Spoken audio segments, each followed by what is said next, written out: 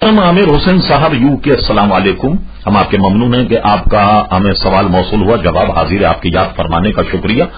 आपने पूछा कि मेरी बीवी लंदन में मुलाजिमत करती है और दीनदार भी।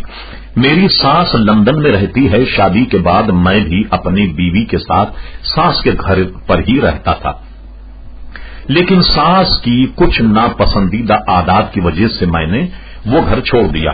अब मैं अलग रहता हूं, जबकि मेरी बीवी अपनी वालिदा के साथ रहती। बराए करम कुरान व हदीस से बताएं कि मियां बीवी के एक दूसरे पर क्या हुकूक होते हैं।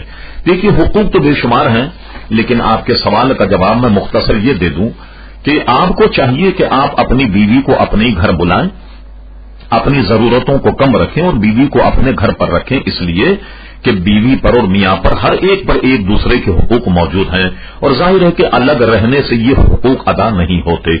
खुसूसन लंदन जैसी जगह में मियां बीवी का एक जगह रहना बहुत सारे फितनों से आदमी को बचा लेता है। तो मेरी राय यह है कि आप बड़ी हिकमत अमली से अपनी बीवी को अपने घर बुला लें और बुलाने के बाद दोनों मियां बीवी एक ही घर में रहा करें।